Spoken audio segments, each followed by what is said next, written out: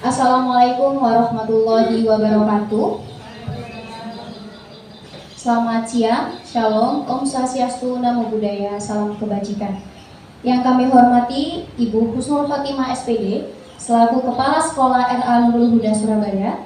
Yang kami hormati Saudari Nabila Fitri Indriani selaku Ketua Pelaksana. Yang kami hormati para pemateri pada siang hari ini, serta kepada seluruh hadirin seminar parenting pada siang hari ini yang berbahagia.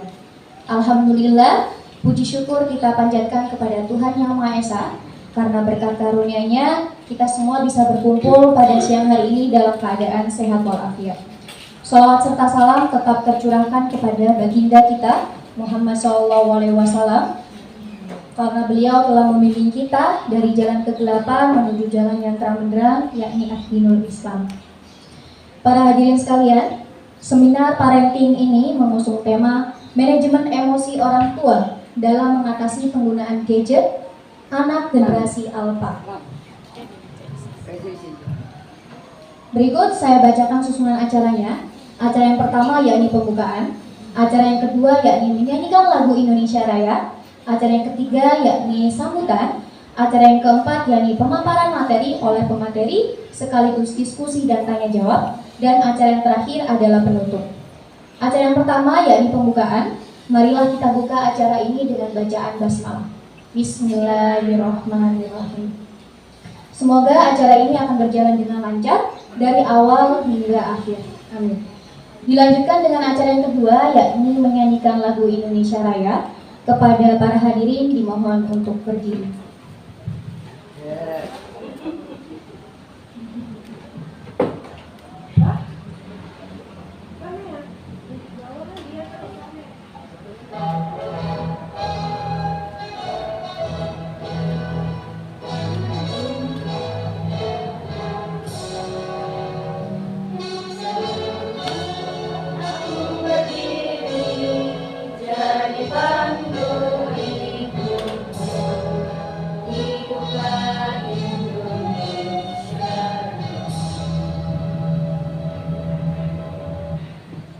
Baik, terima kasih. Para hadirin dimohon untuk duduk kembali. Dilanjutkan dengan acara yang kedua, yakni sambutan. Sambutan yang pertama akan disampaikan oleh Saudari Nabila Fitri selaku Ketua Pelaksana Kegiatan. Kepada Saudari Nabila, waktu dan tempat kami persilahkan.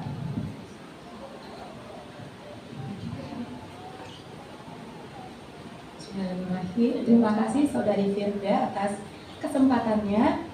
Assalamualaikum warahmatullahi wabarakatuh. Selamat siang, saya ucapkan kepada Ibu Husnul Khotimah SPD selaku Kepala Sekolah RA Nurul Huda Surabaya serta para hadirin yang telah menyempatkan waktu untuk menghadiri seminar kali ini. Di sini saya selaku Ketua Pelaksana mengucapkan banyak terima kasih atas waktu yang telah diberikan untuk kelancaran acara kami, yaitu seminar parenting. Di sini saya mewakili teman-teman panitia yang bertugas mengucapkan mohon maaf apabila nanti ada kelalaian serta kesalahan yang telah kami perbuat. Semoga acara yang akan kami laksanakan ini dapat berjalan dengan lancar hingga selesai. Selebihnya mohon maaf apabila ada kesalahan. Terima kasih. Wassalamualaikum warahmatullahi wabarakatuh. Terima kasih atas sambutan yang luar biasa. Sambutan yang kedua sekaligus membuka kegiatan pada acara seminar parenting siang hari ini akan disampaikan oleh Ibu Sri Asmawati selaku perwakilan dari Sekolah RA Nurul Huda. Waktu dan tempat kami persilahkan. Assalamualaikum warahmatullahi wabarakatuh. Selamat siang untuk semuanya. Ya, ini istilahnya ketiban sampur, saya nggak tahu. Ya, yang pertama terima kasih atas undangan dari rekan-rekan adik-adik UNESA. Mohon maaf apabila nanti teman-teman di sini kurang memperhatikan atau nanti bisa bertanya apabila nanti ada yang tidak dimengerti. Ya, siap ya? Alhamdulillah. Iya, terima kasih. Saya akhiri. Wassalamualaikum warahmatullahi wabarakatuh. Baik, terima kasih kami sampaikan kepada Ibu Sri Asmawati atas sambutan yang luar biasa. Acara selanjutnya yakni acara inti, yakni pemaparan materi yang akan disampaikan oleh dua pemateri hebat, yakni ada Saudari Sarifah Aini dan juga Saudari Alfinur Aini. Sebelum kita memasuki materi, saya akan mungkin menjelaskan sedikit tentang latar belakang kenapa diadakan seminar parenting dengan tema yang manajemen emosi orang tua dalam mengatasi penggunaan gadget anak generasi alfa. Bapak Ibu sekalian, seperti yang kita ketahui, kita semua, bahkan anak usia dini tidak bisa lepas dari yang namanya penggunaan gadget. Betul? Betul. Nah, dari penggunaan gadget yang berlebih ini, sering kita temui fenomena-fenomena yang miris, ya, kita lihat di anak usia dini. Seperti yang pertama, penyalahgunaan media sosial. Seringkali kita temui anak seusia 4-5 tahun yang sudah canggih menggunakan TikTok, Instagram, dan lain sebagainya. Tanpa pengawasan kita, dari kejadian itu banyak sekali berita hoax yang muncul. Yang kedua, yang tadi terkait penyalahgunaan medsos, dan yang terakhir adalah kurangnya pengembangan karakter yang baik bagi anak usia dini. Ya. Jadi dari penggunaan gadget yang berlebih itu seringkali kita temukan anak usia dini yang kurang sopan santun, kurang memahami etika, dan sering mengabaikan perkataan orang tua. Nah, untuk lebih lanjutnya ini akan kami bahas pada seminar parenting ini yang akan disampaikan oleh dua pemateri hebat. Sebelum kita lanjutkan, mungkin saya ingin menyapa terlebih dahulu para pemateri kita. Kepada Saudari Sarifah Aini, mungkin bisa disampaikan kabarnya pada siang hari ini. Alhamdulillah, terima kasih Saudari Firda. Alhamdulillah hari ini baik. Sudah cukup, mungkin segitu aja. Oke, terima kasih kami sampaikan. Selanjutnya mungkin Saudari Alvin. Bagaimana kabarnya siang hari ini, Saudari Alvin? Alhamdulillah baik Saudari Firda. Kalau Saudari Firda sendiri bagaimana kabarnya? Alhamdulillah saya sendiri baik. Iya. Oke, terima kasih. Tanpa berlama-lama lagi, langsung saja kita masuk kepada materi yang pertama terkait manajemen emosi yang akan disampaikan oleh Saudari Sarifah. Kepada Saudari Sarifah, waktu dan tempat kami persilahkan. Terima kasih Saudari Firda. Assalamualaikum warahmatullahi wabarakatuh. Selamat siang ibu-ibu semua. Terima kasih sudah hadir di seminar yang sudah kita selenggarakan ini. Untuk seminar kali ini kita mengusung tema mengenai manajemen emosi orang tua dalam mengatasi penggunaan gadget anak generasi alfa. Nah, di sini nanti akan dibahas dulu mengenai manajemen emosi bagi orang tua. Sebelum menuju ke manajemen emosi, kita harus mengenali emosi diri terlebih dahulu. Di sini ibu sudah tahu belum emosi itu seperti apa kalau bagi ibu? Ini ada yang mau jawab? Belum mungkin, Saudari Sarifah bisa dilanjutkan. Oke, emosi itu di sini adalah perasaan dan juga pikiran. Menurut studi yang dilakukan oleh Goldman tahun 2002, dalam penelitian Sarasati dan Nurvia tahun 2021 menjelaskan bahwa emosi merupakan suatu keadaan biologis dan psikologis serta serangkaian kecenderungan untuk bertindak. Jadi emosi itu nanti dapat berpengaruh pada tindakan yang akan kita lakukan gitu. Misal perasaan kita lagi sedih, nanti kan tindakan yang kita lakukan itu misal menangis. Ya, apa perasaan yang kita rasakan itu marah, kita bisa melakukannya melalui tindakan marah-marah atau biasanya kalau anak usia dini yang tantrum itu kan kalau perasaannya tidak terungkapkan, dia bisa tantrum gitu, kayak memukul orang lain atau melempar barang seperti itu. Nah, oleh karena itu perlunya keseimbangan antara feeling dan thinking. Emosi seseorang disebut sebagai sehat emosi bila terjadi keseimbangan antara feeling dan juga thinking. Maksudnya di sini itu ketika kita mengeluarkan perasaan kita, perlu juga juga menggunakan pikiran. Jadi misal ketika kita marah gitu, itu harus harus dalam pikiran yang jernih juga. Karena kalau tidak, nanti bisa keluarnya itu marah-marah. Misal lagi bermain sama anak, terus kita kesal gitu karena anak tersebut melakukan kesalahan. Kalau kita tidak berpikir dulu, nanti kan yang keluar tindakan kita itu akan jadi buruk gitu. Misal memarahi anak tersebut atau bisa mengancam anak tersebut gitu. Jadi kurang baik gitu nanti kalau didengarkan oleh anak. Jadi perlunya perasaan dan juga pikiran dalam mengeluarkan emosi itu. Kalau pikiran kita jernih dalam mengeluarkan emosi marah, maka nanti dalam penyampaiannya kepada anak itu bisa secara pelan-pelan, dinasehati pelan-pelan seperti itu. Jadi kalau kita bisa mengenali emosi diri kita sebagai orang tua, maka anak itu juga dapat mencontoh gitu. Oh, kalau lagi marah itu harus gimana, kalau lagi sedih itu harus gimana gitu. Jadi dilihat dari orang tua, dari diri kita sendiri, karena kita sudah mengenali emosi diri. Baik, bisa.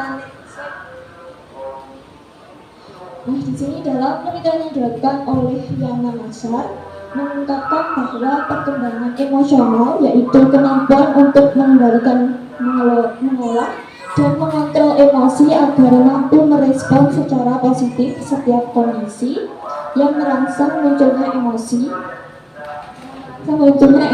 Menurut Sari et al. tahun 2020.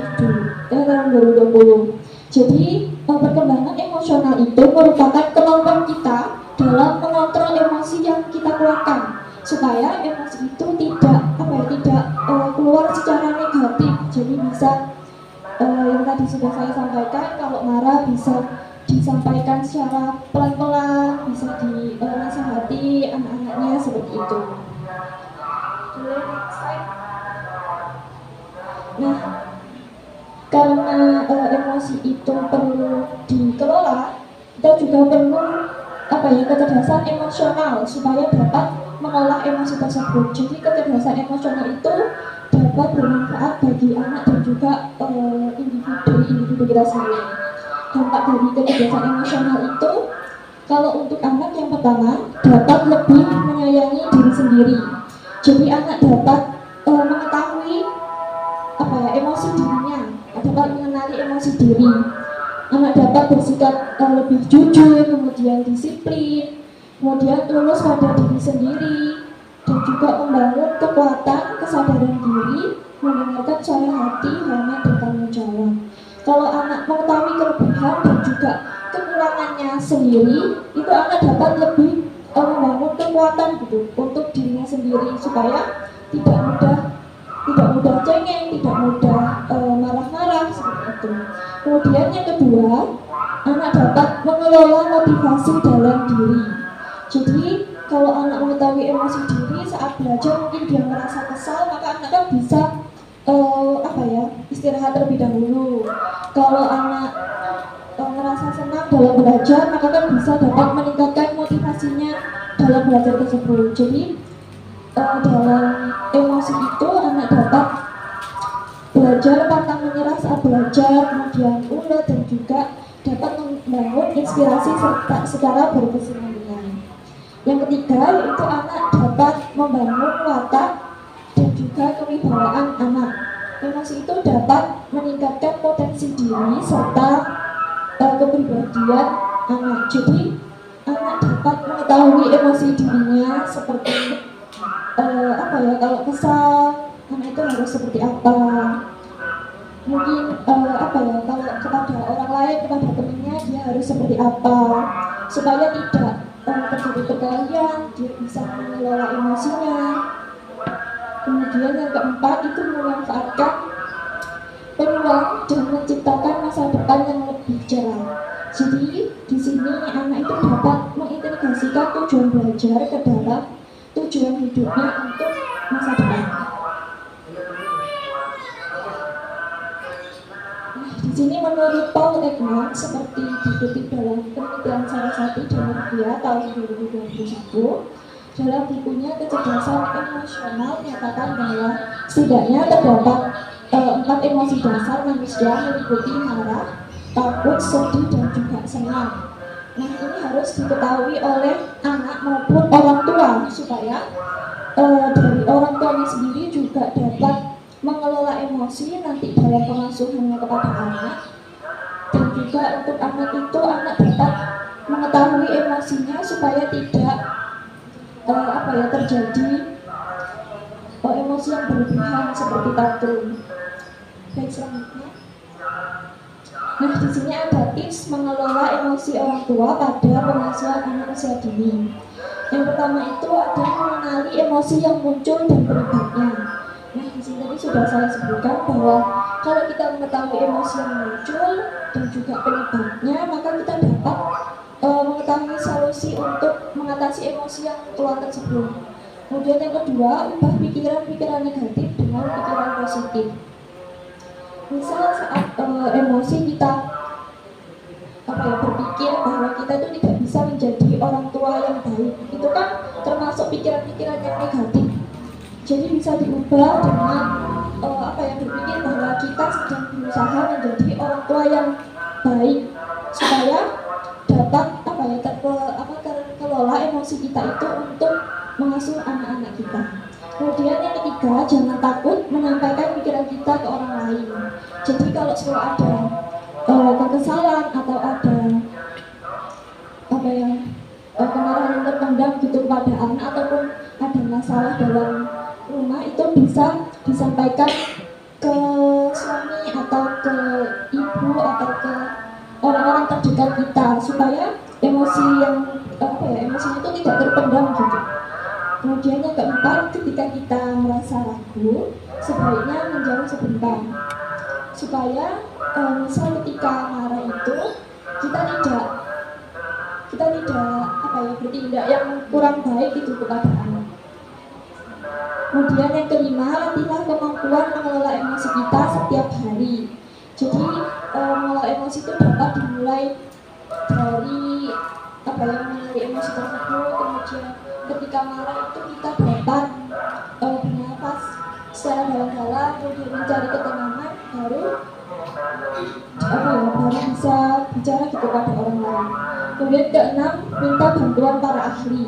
Jika seumpama emosinya itu sudah tidak terkendali atau tidak bisa mengelola emosi yang sudah terpendam gitu, dapat meminta bantuan psikolog atau minta bantuan ahli yang lebih ahli dalam menangani emosi diri seperti itu.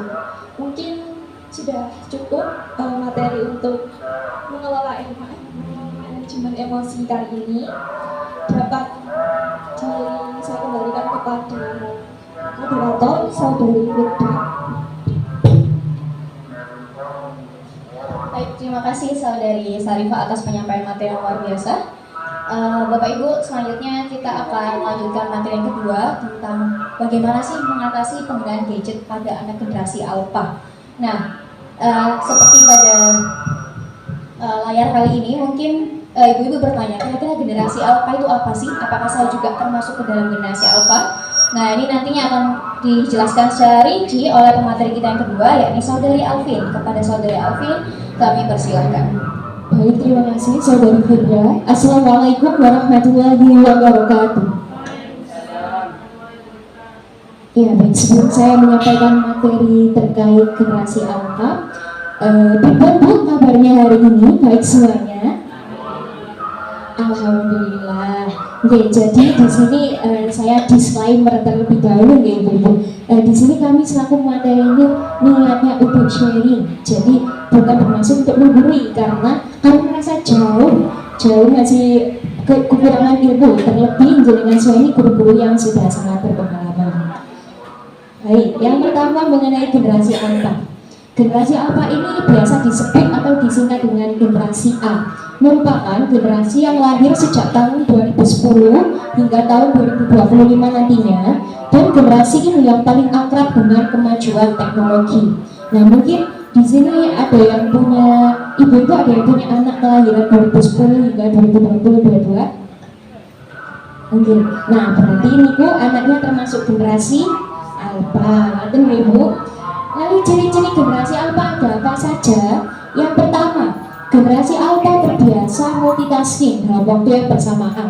Contohnya, ketika kita memberikan gadget atau alat elektronik lainnya, misalnya gadget itu diberikan kepada anak. Nah itu biasanya anak kan bisa membuka YouTube, membuka yang lain-lainnya. Mungkin yang usianya sudah menginjak SD mungkin bisa membuka Shopee. Dan sekarang kan sudah kenal belanja online ya Bu ya. Saya aja juga biasanya buka YouTube, buka TikTok, membuka Shopee. Itu disebut multitasking atau bisa melakukan sesuatu dalam waktu yang bersamaan. Yang kedua, generasi alpha ini memiliki jaringan komunikasi yang luas berkat penggunaan gawai. Nah, di sini saya yakin pasti tidak hanya saya saja yang punya Instagram, benar nggak boten? Nggih, pasti jenengan juga punya Instagram, punya juga akun Facebook. Nah, saya juga masih menggunakan Facebook juga. Nah, itu dengan adanya aplikasi-aplikasi tersebut, pasti kita tidak hanya memiliki teman di dunia nyata, tetapi juga memiliki teman di dunia maya. Saya tinggalnya di Pulau Jawa, tetapi berkat aplikasi-aplikasi tersebut sehingga kita punya teman di luar Jawa seperti dari Sumatera, dari Ambon, bahkan dari luar negeri. Yang ketiga, anak-anak generasi alpha umumnya memiliki cara berpikir yang terbuka dan inovatif. Contohnya itu di Instagram kita banyak menjumpai influencer dari berbagai bidang. Ada yang bidang skincare atau kecantikan, vlog-vlog kecantikan. Ada juga food vlogger yang ASMR, terus mereview makanan dari berbagai wilayah di Nusantara. Nah, hal tersebut ini menjadikan anak, oh ternyata banyak ya influencer di dunia makanan, di dunia kecantikan dan lain sebagainya.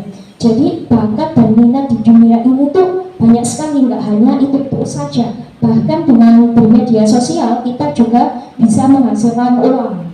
Lalu yang keempat, menginginkan kebebasan. Nah, anak sekarang itu kan memang kesannya tidak mau dikekang-kekang gitu. Dia merasa bebas, memang merasa bebas itu diperbolehkan, tapi sebagai pendidik maupun orang tua perlu menetapkan sebuah aturan yang jelas sehingga kebebasan ini mengarah ke hal yang positif, bukan hal yang negatif.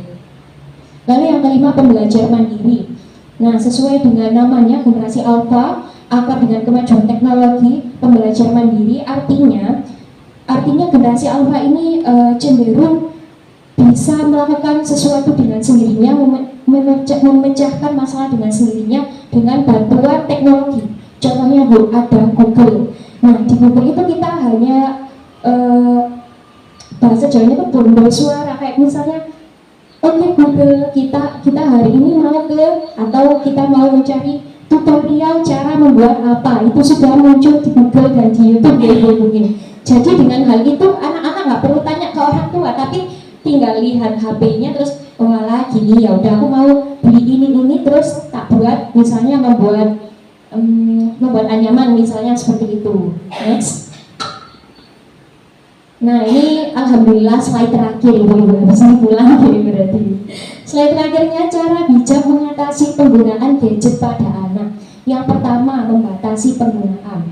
Nah, di sini membatasi penggunaan kami bagi menjadi 3 usianya. Yang pertama, usia 0 hingga 1 tahun. Ini sebaiknya usia 0 hingga 3 tahun. Ini sebaiknya tidak perlu menggunakan gadget terlebih dahulu. Takutnya mereka ini kebiasaan hingga dewasa nanti. Lalu di usia hingga 4 tahun, nah itu boleh menggunakan gadget baik HP, TV, laptop, asalkan masih dalam pendampingan guru maupun orang tua, tetapi di bawah waktu kurang dari 1 jam. Itu pun apa yang di pencarian anak, yang di searching anak itu harus dikontrol, harus yang positif ya Bu. Lalu yang ketiga, usia di bawah 4 hingga 5 tahun itu 1 hari kurang dari 2 jam penggunaan gadgetnya, baik gadget HP, laptop dan sebagainya itu kurang dari 2 jam. Lalu yang kedua, memberikan jadwal. Nah ini misalnya saya sudah punya anak, lalu saya memberikan jadwal. Nah kamu boleh main gadget asalkan pada jam tertentu. Contohnya di jam sore, jam 4 hingga jam 5. Nah itu nggak apa-apa. tapi juga tetap perlu pengawasan. Jadi nggak semena-mena memberikan HP kemudian saya tinggal masak, saya tinggal nyuci-nyuci, tapi harus tetap dipantau gitu gitu. Nah yang ketiga, jangan memberikan akses penuh. Nah ini seperti saya sampaikan sebelumnya, maksudnya akses penuh ini tidak boleh semena-mena dikasihkan. Misalnya televisi ini kalau bisa jangan ditaruh di kamar tidur, karena kalau ditaruh kamar tidur kan takutnya nanti anak menutup pintu, akhirnya kita nggak boleh masuk. Jadi lebih baik itu ditaruhnya di ruang tamu sehingga nanti bisa ditonton bersama-sama. Yang keempat, menetapkan wilayah bebas gadget. Nah ini terkait dengan adab dan adat orang Jawa nih Bu. Misalnya di meja makan kan kita harus fokus makan, tidak boleh berbicara. Begitupun dengan menggunakan gadget, kalau bisa lebih baik menggunakan gadget di luar area meja makan seperti itu. Yang kelima, mengajarkan anak tentang pentingnya menahan diri. Jadi anak ini diedukasi supaya, nak tolong kamu tahan, jangan bermain HP terus-terusan, karena dampaknya itu misalnya nanti kamu begini begitu, itu harus disampaikan dampak negatifnya seperti apa. Ketika anak sudah berhasil menahan dirinya, kita bisa memberikan reward. Nah rewardnya ini bisa, yang pertama bisa pujian, lalu bisa memberikan suatu barang yang dibutuhkan anak, misalnya bisa sepatu atau tas sekolah.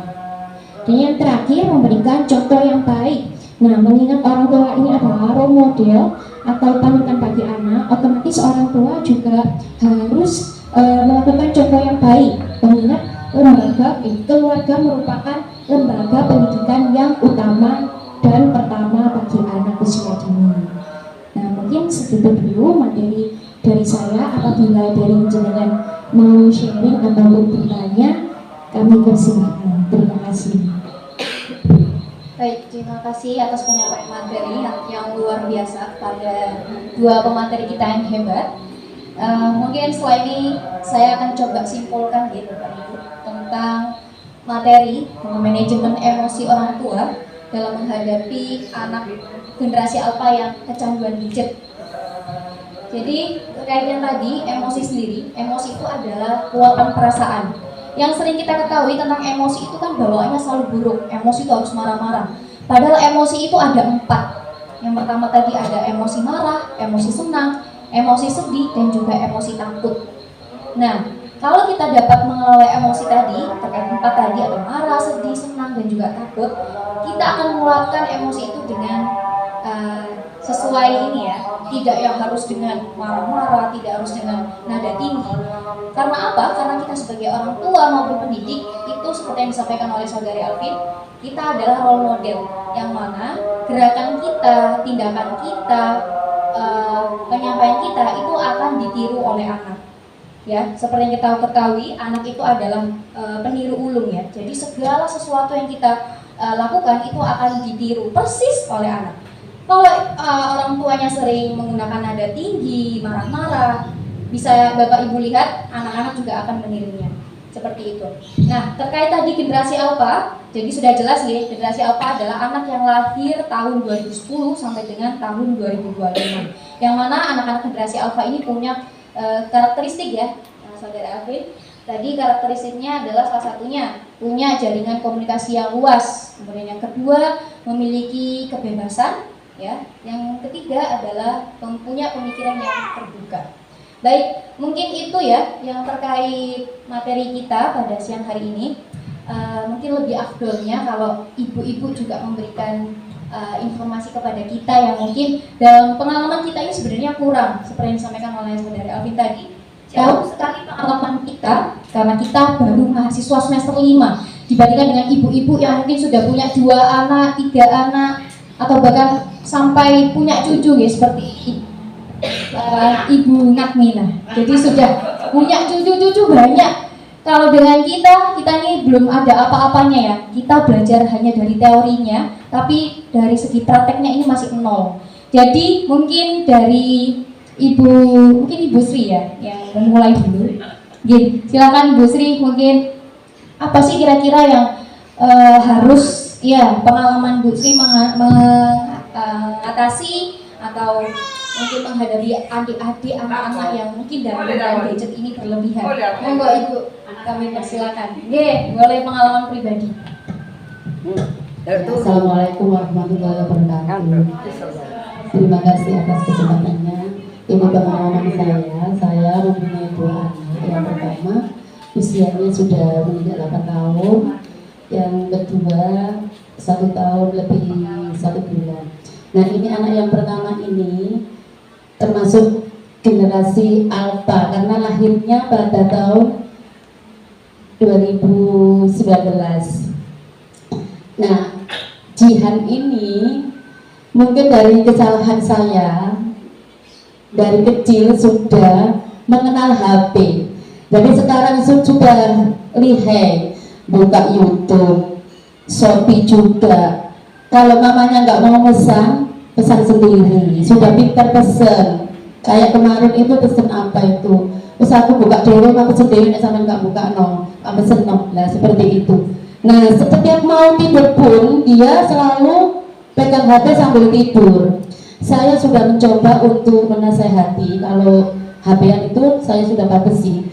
Tapi namanya anak kadang punya HP sendiri. Ya kebetulan HP saya kan ganti, yang satunya saya pegangkan Mbak Jihan. Nah waktu tidur itu sudah saya ingatkan Mbak Jihan kalau main HP jangan sambil tidur. Tapi dianya suka ngeyel. Ya mungkin karena kesalahan saya untuk itu loh susah banget. Karena ini judulnya sharing session. Iya. Oke. Karena ini judulnya sharing session, mungkin kita akan menjawab dari segi teorinya ya. Dari segi pengalaman kita masih nol, jadi mungkin kita bahasnya dari segi teorinya dulu. Kenapa kok sampai ada kecanduan handphone dan bagaimana tipsnya? Mungkin dari pematerinya dulu nih. Silahkan monggo ya mungkin Mbak Alvin atau Saudari Syarifah bisa bantu menjawab. Terima kasih Bu Sri atas berbagi pengalamannya tadi. Nah, kalau secara teori itu mungkin bisa diambilkan dari teori John Locke ya. Nah, di mana teori John Locke itu mengangkat teori tabula rasa. Nah, tabula rasa itu isinya di mana anak ini bagaikan kertas putih.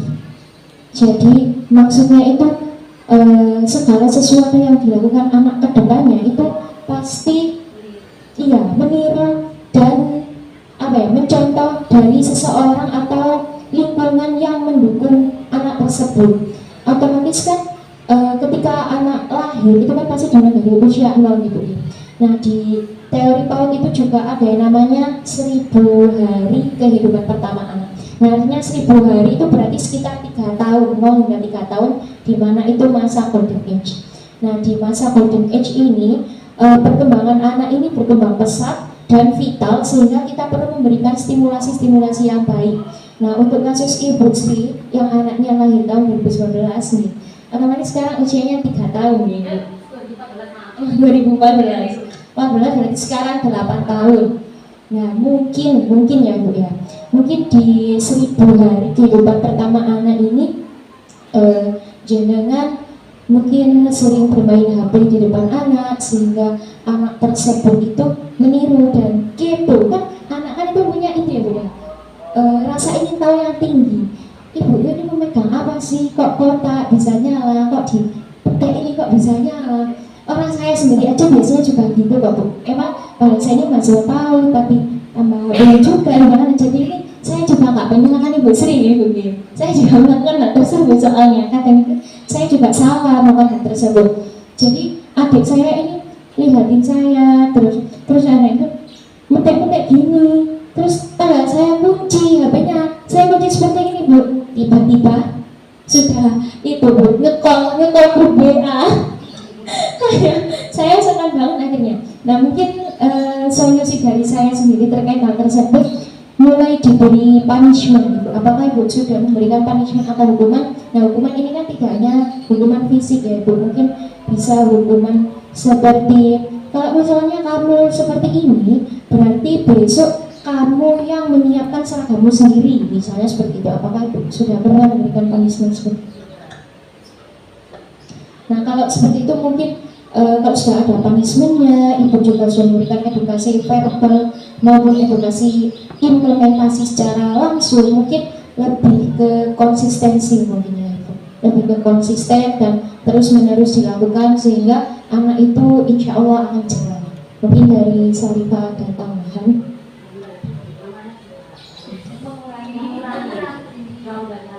Terus anaknya juga jadi tidak dipegang hati seharusnya manusia.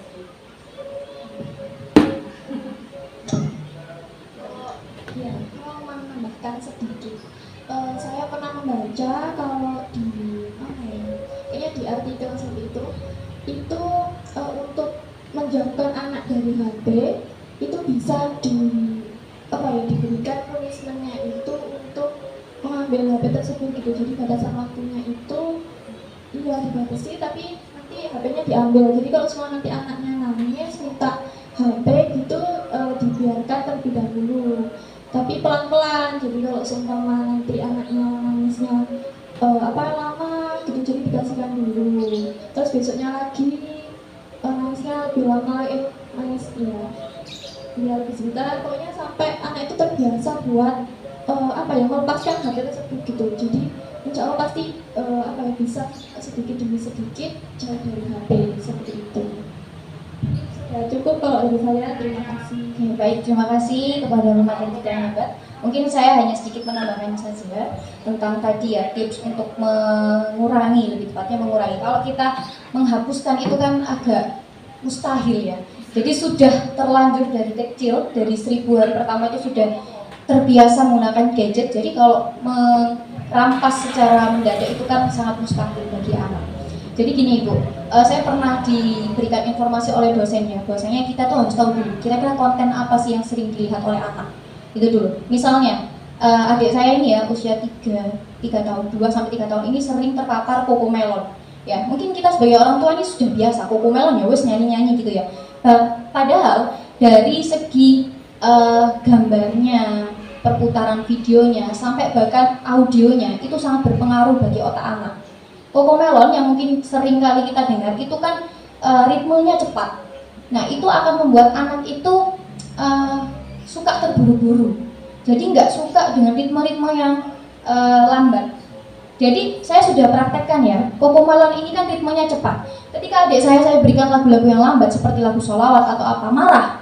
Karena sudah terbiasa menggunakan lagu-lagu yang cepat seperti Cocomelon. The wheels on the bus go round and round. Cepat kan? Jadi itu yang buat anak itu nggak suka kalau diberikan penjelasan-penjelasan yang mungkin agak ritmenya lebih lambat atau apa gitu ya. Sekarang HP Bapak Ibu, kita aja yang usianya sudah besar ya, mungkin dewasa, melihat HP ini kan kalau dengan kecerahan yang full itu kan kadang pusing. Nah apalagi anak, karena kalau nggak salah ya di HP ini kan ada yang namanya sinar blue X atau apa itu yang mungkin saya kurang ini ya, bisa nanti ibu-ibu cari. Sinar-sinar itulah yang membuat otak-otak anak ya, saraf-saraf yang ada pada otak anak itu akan mengecil dan juga akan terputus kadang kalau kita dalam penggunaan HP ini sangat tidak ada batasan. Jadi itu yang membuat mungkin anak-anak bisa speech delay ya, terlambat dalam pengembangan bahasanya. Nah itu juga termasuk gara-gara HP ini ya. Banyak sekali konten-konten yang di YouTube itu yang sebenarnya harus dibatasi. Terus sekarang kalau saya sering melihat ya adik-adik yang ada di sekitar saya ini sering main Mobile Legends atau enggak Minecraft atau yang bangun-bangun itu loh Bu. Nah itu juga dari segi gambarnya itu sangat berpengaruh bagi anak. Bahkan kita di PK PAUD itu juga belajar tentang warna-warna yang harus dihindari oleh anak. Ya kalau warna-warna yang terang, warna-warna yang sangat mencolok seperti warna merah yang ngejreng itu sangat berbahaya ditonton oleh anak. Bahkan tidak hanya di HP, kita dari ruangan saja ya, kita juga belajar ya cara penataan ruangan. Ruangan-ruangan yang gelap seperti warna biru yang mungkin agak gelap itu sangat berpengaruh pada perkembangan anak. Seharusnya anak-anak itu kan melihat warna-warna yang soft seperti pastel, warna-warna yang warm seperti warna putih tapi yang putih-putih yang agak putih gimana Bu ya, broken white kayak gitu-gitu. Harusnya seperti itu, bukan warna-warna yang terang, yang ngejreng. Nah itu harus dihindari oleh anak. Itu saja kita belajar untuk menata ruang, apalagi kalau belajar untuk penggunaan gadget ini ya, yang mana yang ditonton anak itu kalau nggak YouTube, aplikasi-aplikasi yang games, nah itu sangat berbahaya. Oleh karena itu penggunaan atau batasan waktu itu sangat penting untuk diberikan oleh anak. Itu sih. Jadi kalau tadi ditanya tips mengurangi, lebih tepatnya bukan menghapuskan, jadi mengurangi saja. Yang pertama berikan konsistensi tadi ya. Ayo adik belajar dulu, setelah itu nanti baru boleh main HP. Atau bisa juga diberikan reward. Kalau sudah melihat anak jenengan sudah terbiasa tanpa HP, mungkin sudah sedikit dikurangi, berikan reward. Reward itu tidak hanya barang ya yang diberikan, reward itu bisa berupa pujian. Jadi mungkin kita mahasiswa dan juga ibu-ibu sekalian harus lebih kepada anak itu bisa memberikan reward.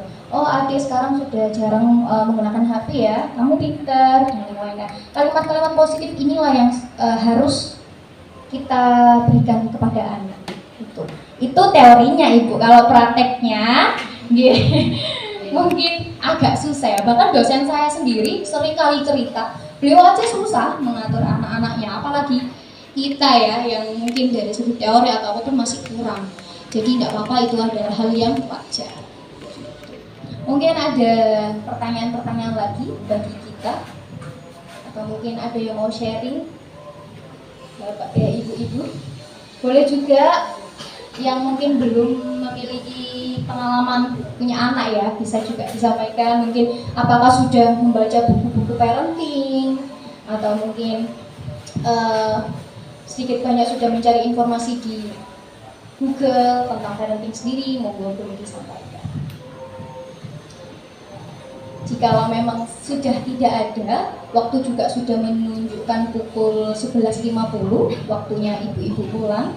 Ya, mungkin sedikit informasi dari kami selaku mahasiswa semester 5 yang masih belajar dan juga menggali pengalaman. Monggo barangkali nanti masih ada pertanyaan bisa kita lanjutkan mungkin via WA ya. Baik, tadi juga sudah saya sampaikan tentang kesimpulannya. Semoga penjelasan materi tentang manajemen emosi tadi dapat bermanfaat bagi kita semua, bagi pendidik, calon pendidik, dan juga bagi para orang tua. Semoga yang kami sampaikan ini tidak ada maksud untuk menggurui ibu-ibu. Kita hanya sharing dan juga mencari informasi lebih dalam saja. Baik, alhamdulillah kita sudah sampai di penghujung acara. Terima kasih banyak kepada para pemateri kita pada siang hari ini, serta kepada para hadirin yang telah menyimak acara dari awal hingga akhir. Semoga ilmu yang kita dapat ini dapat kita aplikasikan dalam kehidupan sehari-hari. Saya selaku pembawa acara mengucapkan terima kasih banyak dan mohon maaf apabila dalam penyampaian materi kurang berkenan bagi ibu-ibu sekalian. Marilah kita tutup acara ini dengan bacaan Alhamdulillah. Alhamdulillahirabbil alamin.